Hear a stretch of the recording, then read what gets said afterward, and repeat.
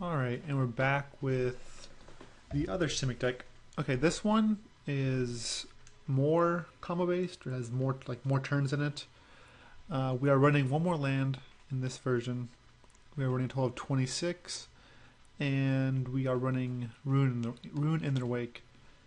By playing Ruin in their Wake, we actually are definitely playing like 2.5 colors, maybe even 3 colors, because we have to run wastes and other like Evolving Wilds, other sources to get wastes. So we have to to run Ruin in the Wake. You want, I would say, at least 8 sources of waste mana or wastelands way to get wastes. So we have 4 wastes and we have 4 Evolving Wilds. Well, but with this deck, you can also play Fertile Thicket. So turn 1, you can play Fertile Thicket, and you can, if there's a waste on top of your land, oh sorry, if there's a waste on top of your deck, you can put that on top of your deck and cast the Rampant Growth on turn 2. And one thing to note with this, you probably don't want to use the ability late game. It is a May effect. You do not want to put a land on top of your deck late game, so you just play this as a tap land. Again, this one has no 1-drops like the other one, but it has a lot of 2-drops. What may seem odd is this deck has 1 Rattleclaw Mystic, which may be like, oh, why are you playing this deck, or why are you playing it in this deck? The reason being is because we just want a fifth ramp effect, and Rattleclaw Mystic fills that void. So we have 4 Ruin the Rake and 1 Rattleclaw Mystic. And then we have Jace. We're not running as many here because we really want to fuel our graveyard. I understand Jace does that, but Oath does that much faster, and so does Kiora, because both these cards put cards in our graveyard to fuel things like Temporal Trespass, which is what we're trying to do. Another thing you want to know about the mana base is it has 4 Mirror Pools. Mirror Pool is a colorless producing land that has the first ability when you can see right there, you pay 3 and tap it, and it copies instant sorcery you control. And the other ability, you can sacrifice it and copy a creature you control. What's great about this is we can actually benefit from both of its abilities. Its first ability we can use to copy apart the Water Veil, or we can use it to copy a Delved Temporal Trespass to basically make it a time stretch. Which, if you ever do that, you usually win the game on the spot, especially if you're able to Mirror Pool an Awakened part of the Water Veil, because you will get 2 6/6s, or you get a 1 12/12 land. But the other part you can use for Mirror Pool, the one that copies the creature, you can actually copy either the land that's been awakened to make a 6/6 creature that can tap for mana, or you can copy an octopus that you've made previously with Crush of Tentacles. Crush of Tentacles is actually pretty strong in this version. It's usually going to cost you hopefully 7 mana because you want to surge it. So you usually want to play like a Rattleclaw Mystic, then cast Crush, or Dim Protector and cast Crush.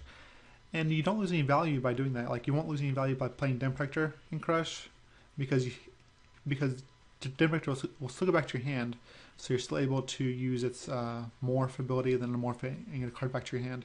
So you don't lose value. You actually usually gain value with Crush because you can also return Oath of Jace, which lets you loot through your deck more and again fill Delve or find the card you're searching for.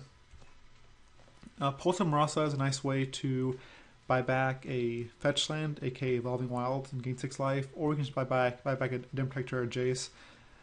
And also in late game, you can actually get a loop going with Dim Protector and Pulse of Marasa against some of the mid-range or aggro decks. It doesn't work too much on aggro because aggro has the combo of Team and Battle Rage, and usually when they Battle Rage you, they deal like some absurd amount of damage, between like 12 to 18 damage.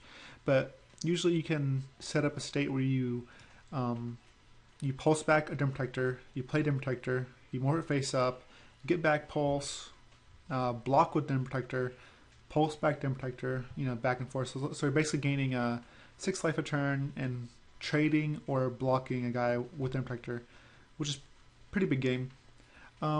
Pulse,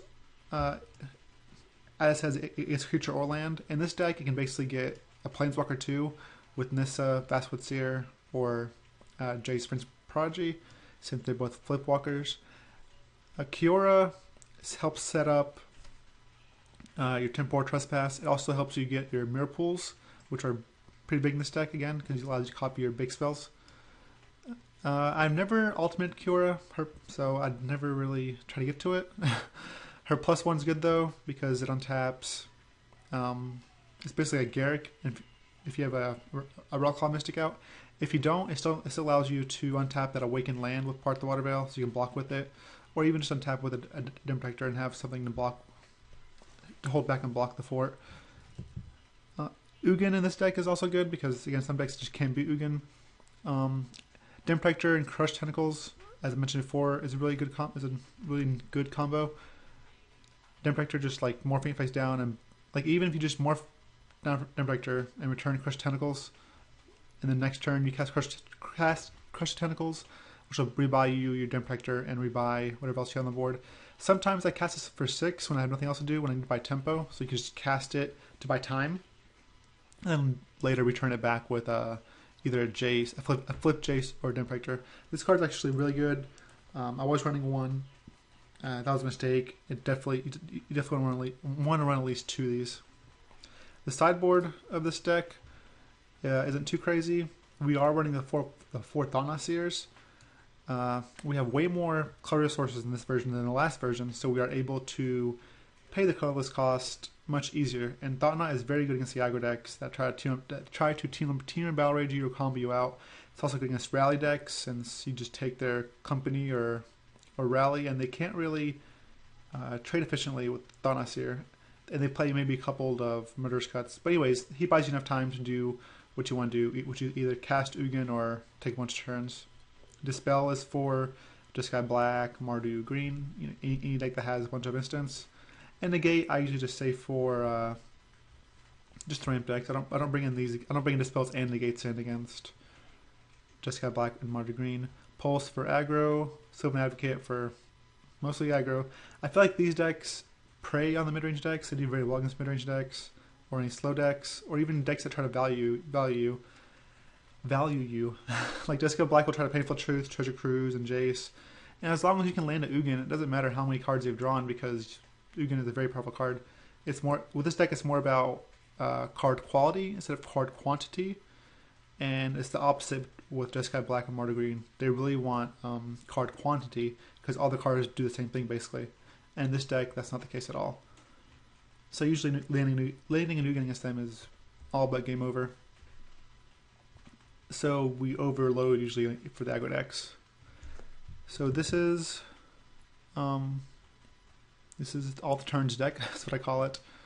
It's a really fun deck. I'm sure you'll be addicted as soon as you mirror pull a Temporal Trespass or Part the Water Veil. Both these decks are not that easy to play, just because you're ramping. You might think it's easy to play, but you have a lot of decisions in this deck. Like with Jace, with Oath of Jace, with Kiora, with Crush, with Temporal Trespass, with double A. Because you don't want to double A too many cards, because maybe you want to don't take back that one card that you need against this deck, or it's just like there's a lot of little things you can miss. But overall, it's a very fun deck. I do not believe it's as strong as the first deck, but it definitely has potential. I like this deck much more though. It's because of the fun factor. It's actually pretty fun. So I'm still working on both these decks. I hope you enjoy this deck, another deck, and I will see you guys next time. And let me know if you want to see videos on this deck or the other deck. Just let me know in the comments. Alright, thank you for watching, and I'll catch you guys next time.